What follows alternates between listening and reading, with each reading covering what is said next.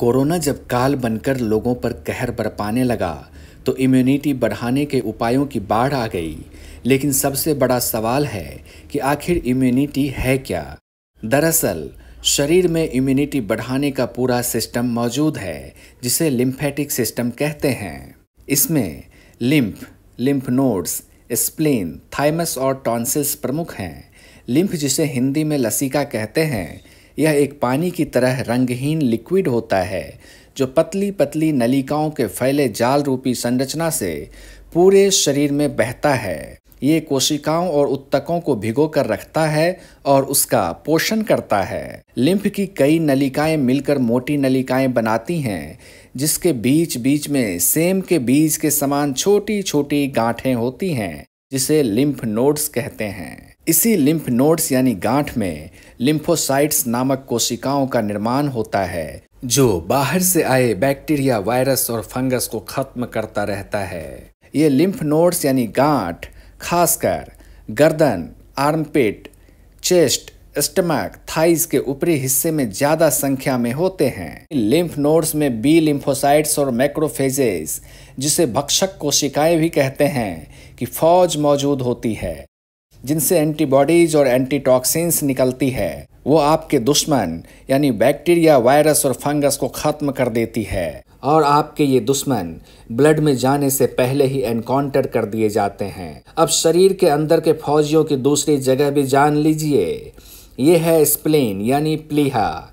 ये आपके पेट के लेफ्ट साइड में पैंक्रियाज के ठीक नीचे होता है।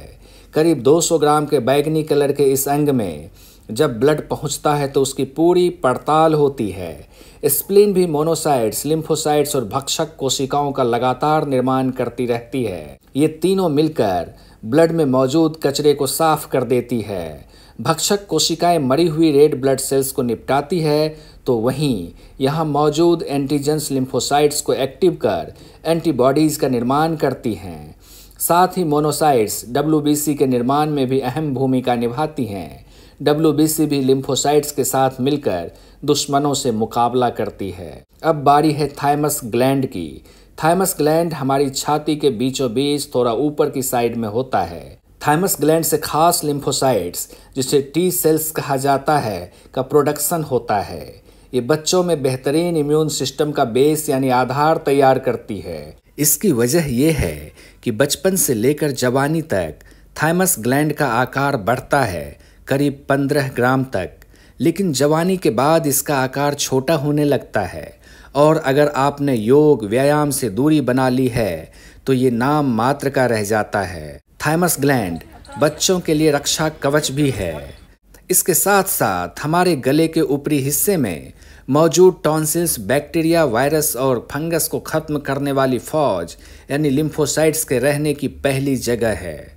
टॉन्सिल्स लगातार लिम्फोसाइट्स नामक फौजी कोशिकाओं को लिम्फ यानी उस रंगहीन लिक्विड में सप्लाई करती रहती है और ये फौज लिम्फ के जरिए शरीर में फैलकर बीमारी उत्पन्न करने वाले बैक्टीरिया, वायरस को शूट करती रहती है। इतना ही नहीं, टॉन्सिल्स में मौजूद हमारे लिम्फोसाइट्स नामक फौज श्वास और भोजन के जरिए आए दुश्मनों को गले के पास ही खत्म करने में अपनी पूरी ताकत झोंक देती है।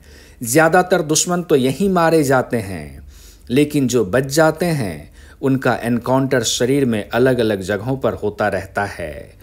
साथ ही टॉन्सिल्स में मौजूद प्लाज्मा कोशिकाएं एंटीबॉडीज का निर्माण करती हैं, सो अलग। अब जब हमारी गलत खानपान और आदतों की वजह से शरीर में लिम्फोसाइट्स, मोनोसाइट्स, भक्षक कोशिकाएं, एंटीजेंस और एंटीबॉडीज का निर्माण कम होने लगती हैं, तो बाहर से आए बैक्टीरिया, वायरस और फंगस हावी हो जाते हैं, हमारे सेल्स और टिश्यूज को नुकसान पहुंचाने लगते हैं। यहीं से बीमारी की शुरुआत हो जाती है। तो आज से ही ठान लें कि बेहतर खान पान के साथ योग अभ्यास को जीवन का अटूट हिस्सा बना लेना है। समय कम हो तो पर्वतासन, भुजंगासन, मंडूकासन, उष्ट्रासन और शशक आसन का नियमित अभ्यास भी आपके शरीर की फौजी ताकत को बरकरार रख सकता है। साथ ही प्राणायाम का अभ्यास करना भी ना भूलें। Kaushal Kumar Kamal, around the world with KK।